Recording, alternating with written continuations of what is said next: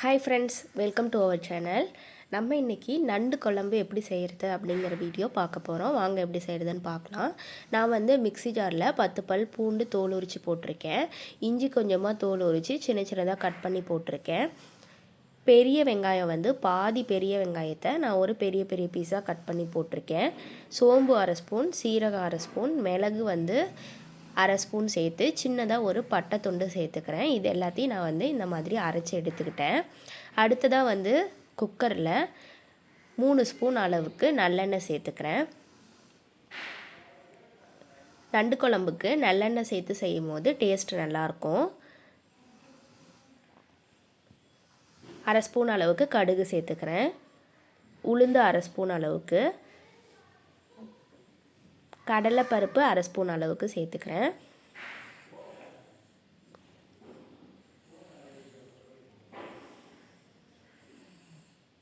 இதெல்லாம் நல்லா பொரிய விட்டுக்கலாம். இது கூடவே நான் ஒரு 10-15 வெந்தயம் சேர்த்துக்கிறேன்.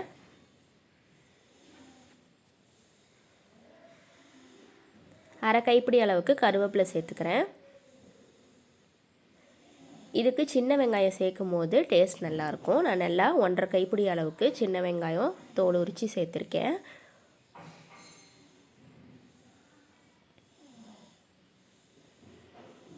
இதை அந்த எண்ணெயோடு சேர்த்து வதக்கிக்கலாம்.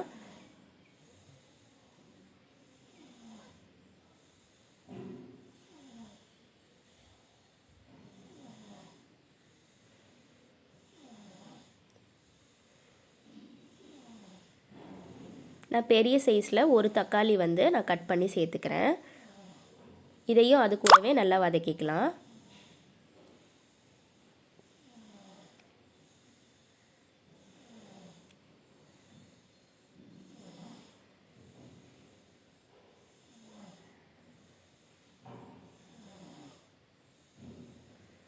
தக்காளி அப்படியே சாஃப்டாகிற வரைக்கும் நம்ம அதுலேயே வேக வச்சுக்கலாம்.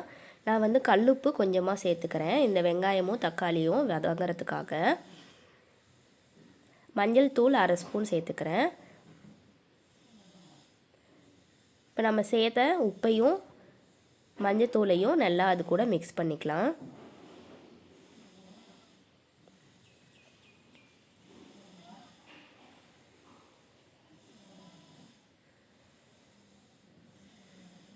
நம்ம அரைச்சி வச்ச விழுதையும் இது கூடயே சேர்த்துக்கலாம்.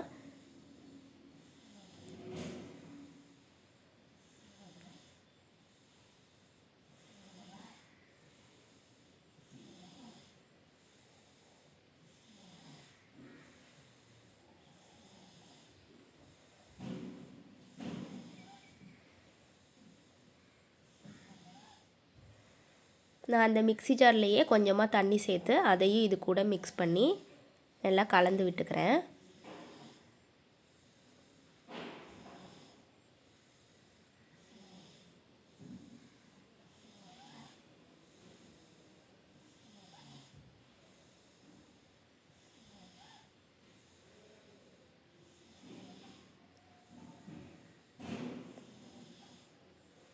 நான் 1/2 ஸ்பூன் அளவுக்கு வரமிளகாத்தூள் சேர்த்துக்கிறேன் காரத்துக்காக.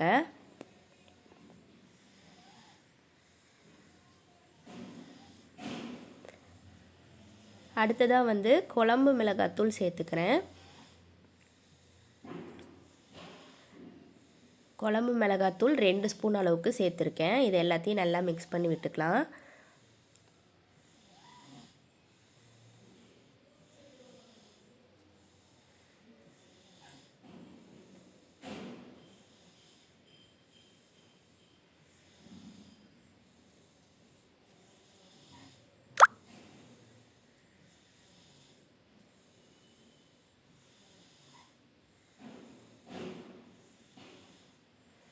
சளி இருக்கும்போது நண்டு சூப்பு, நண்டு குழம்பு, நண்டு கிரேவி எது செஞ்சு சாப்பிட்டாலும் சரி, அந்த சளியை நல்லா அது கரைச்சி கொடுக்கும்.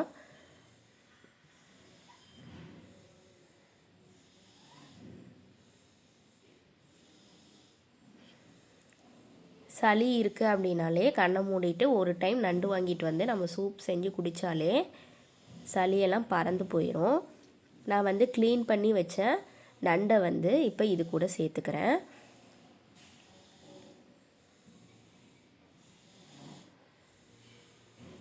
நண்டு எப்படி க்ளீன் பண்ணுறது ஈஸியாக அப்படிங்கிற வீடியோவும் நான் வந்து சேனலில் அப்லோட் பண்ணியிருக்கேன். எப்படி க்ளீன் பண்ணுறது அப்படின்னு தெரியாதவங்க அந்த வீடியோ பார்த்து தெரிஞ்சுக்கோங்க.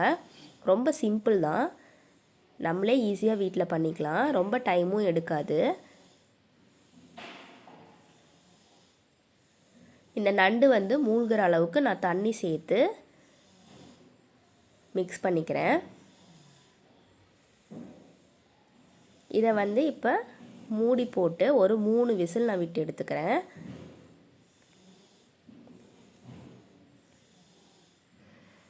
மூணு விசில் விட்டு எடுத்ததுக்கப்புறம் நண்டு நல்லாவே வெந்துருச்சு.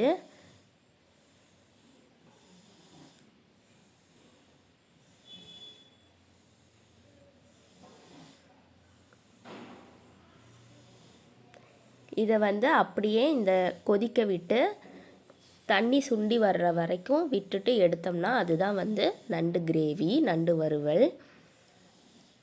நான் வந்து குழம்பு மாதிரி சாதத்துக்கு தொட்டு சாப்பிட்றதுக்காக செய்ய போகிறேன். ஸோ அதனால் நான் இன்னும் கொஞ்சமாக இதில் தண்ணி ஊற்றி கொதிக்க விட்டுக்கிறேன்.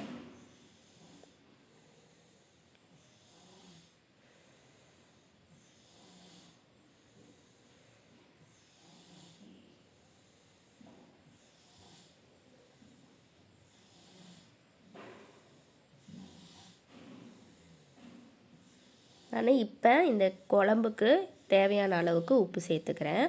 கொத்தமல்லி இலையை வந்து நான் கட் பண்ணி அதையும் சேர்த்துக்கிறேன்.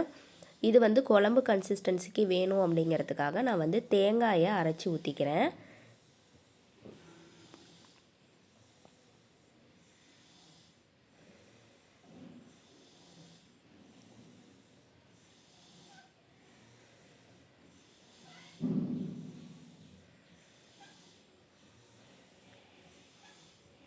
அவ்வளோதான். இது ஒரு 5 நிமிஷம் கொதித்ததுக்கப்புறம் நம்ம ஸ்டவ் ஆஃப் பண்ணிட்டு இறக்கிடலாம்.